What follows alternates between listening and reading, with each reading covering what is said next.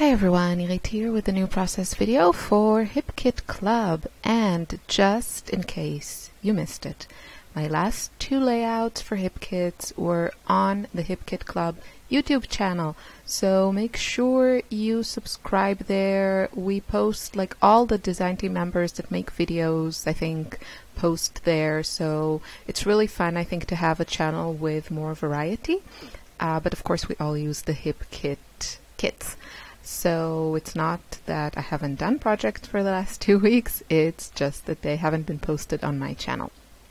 So this is the second layout, I want to say, maybe it's the third that I created with the August kits. I think they're really, really pretty, and yeah, what can I say, Maggie Holmes, she just knows how to make pretty collections, and her embellishments are always some of my favorites. And I'm really enjoying these frames. So I used, in my previous layout, I used two of the rectangular squares, and I used them on a photo, so to frame a photo. But here in this layout, I'm going to use one of the round ones, the pink one. There's also a yellow one in that package. And I'm going to use it as an embellishment. So I'm going to add something behind it and add some butterflies, and it will just be a really cute embellished element on my page. So I was also thinking between, I wasn't sure if I wanted to use that one photo of Ella, Lily and myself, or the two photos of Lily. I end up using the two photos that you see now, but I was playing with it. And my background, I added some gesso through the stencil that came in the mixed media kit, or the color kit. But that part is coming. I'm getting ahead of myself here. So I wasn't sure which background I wanted to use here. I did liked how these pattern papers looked behind my photos, and since they were already scraps that I just had to cut down a bit more, I could easily use them. But the background I wasn't sure, and then I decided to use this really beautiful, very pale pink, like a blush pink cardstock. I think those are my favorites, like the really, really light cardstock colors, because I just, the more vibrant ones, I never know how to use them. I'm more of a white cardstock gal, I guess, or pattern paper if it's subtle and light. So yeah, and here you see I'm using the stencil. I kept it really simple. I really like this kind of pattern because it is interesting but not too busy. And I placed it where I assumed it would kind of frame or show a bit underneath the layers of pattern paper that I'm going to add. So you always want to make this, if you're doing mixed media work that you want to show beneath your layers of pattern paper, always go further than you think you really need to, because I've had it happen to me so many times that I worked on my background, mixed media, and then by the time I added all my layers, all my pattern paper and embellishments, you could hardly see what was behind it. So this time I think I had a pretty good guesstimation, and I went wide enough with the mixed media work. So I used super heavy body gesso from Liquitex, but you can use any type of really thick modeling paste if you have that. We had some in previous kits, I don't think recently, but in previous years. I think we had the Ranger one, and yeah, we definitely had the Shimmers one. So you can use any type of medium that really holds its form. That works well through a stencil, or of course you can use something like ink for a different effect, but you'll still get the pattern, you just won't get the texture. I hope that makes sense. So obviously you have to wait for things to dry, which I did. And also here in this layout, I feel that kind of goes well with the messy stencil gesso thing in the background. I distressed the edges of my pattern papers. I really like that added texture and detail. I bend them a little bit, wrinkle them, I really like how that looks, and I think it works well also with the Maggie Holmes collections because they have that vintage retro feel to them, and that works well with this type of distressing technique. I don't like to get too brown with it. That's why I always stay away. Like when I think about, I don't know, Tim Holtz, who is amazing. I really admire him and his work, but you know, it's always he's into the grunge, the brown and all that, and that's not me at all, but I do love the texture. So I try to use the techniques, but with my color palette. Okay, moving on.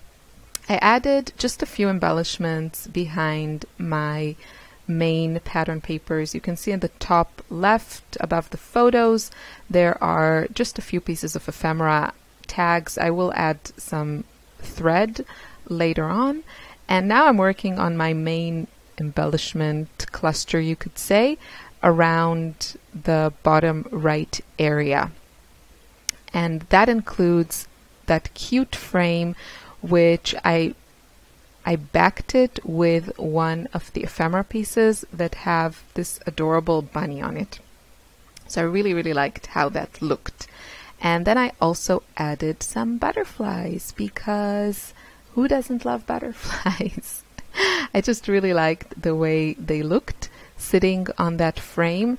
The frame is really great. I really like that detail on the layout just because it has, first of all, I like circular shapes, but the pattern that it has in the center area of it and then the trim on the edge, it's just such a great detail.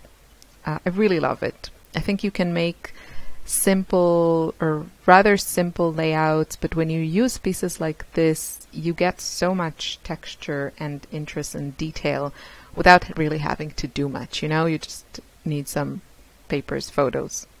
Just layer them and you're done. So, trying to get things in the right place. I also really liked that ephemera piece that I put next to the photos that says love you. I just really liked how the colors worked. It was so dainty, I want to say. Just really cute. And from here on out, it's mostly about adding little details. Sometimes that part takes me the longest. I think it usually does like that. I think picking the first papers, the main colors, that's kind of easy because you only have, there's less choice, let's say it like that. You know, even if with hip kits, you have so many papers and they're all double-sided.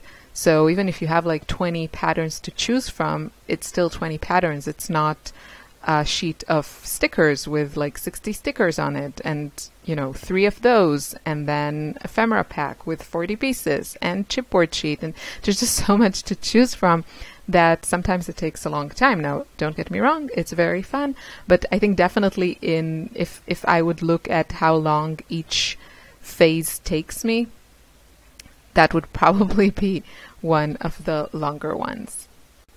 So I went hunting for some thread and finally I found it. I decided to keep this simple, stay with white, not get too complicated, but of course you can use any type of thread that you have, or like baker's twine, and of course you can also customize it. So for example, with this kit we had one spray ink. You could spray your white or colored thread and customize it to your preferences. I've definitely done that in the past with ribbon, and it would also work with twine.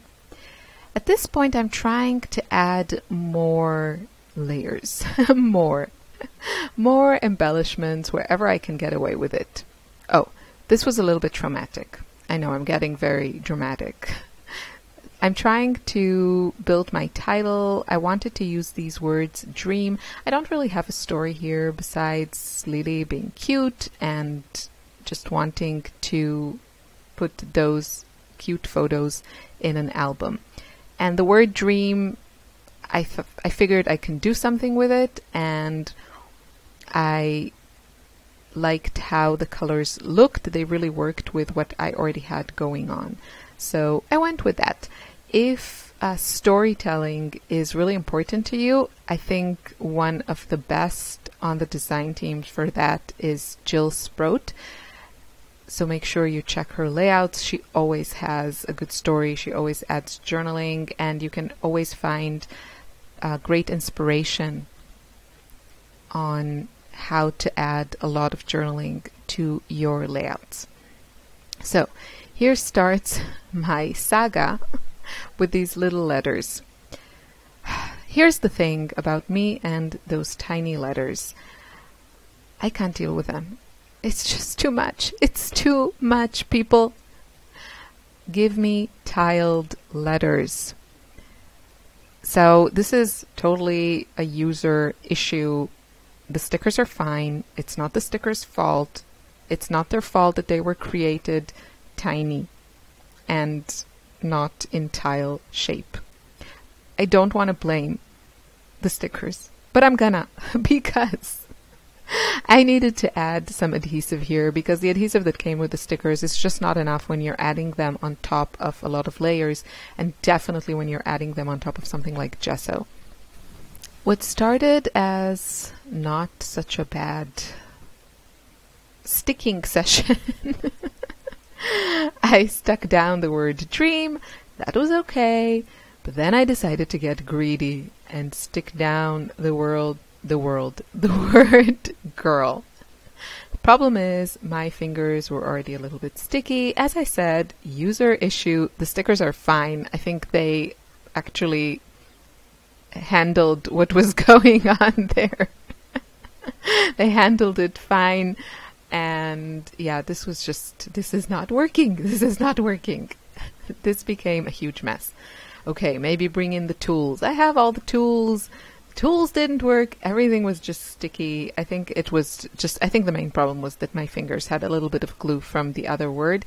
That's me doing some Zen work on myself.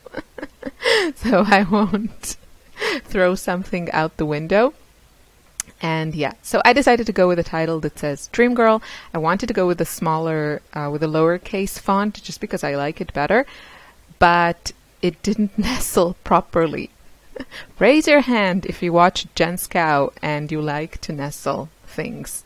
So I'm raising my hand, and because the letter L, when you use lowercase, is higher than the other letters. I know there's a word for it, but English is not my, native tongue, so forgive me if I don't remember.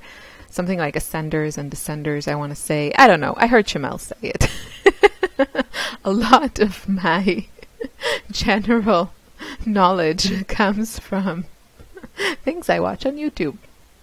So anyway, that didn't work, so I had to switch to the uppercase font, which I like less how it looks, but it just worked better in the nestling area here.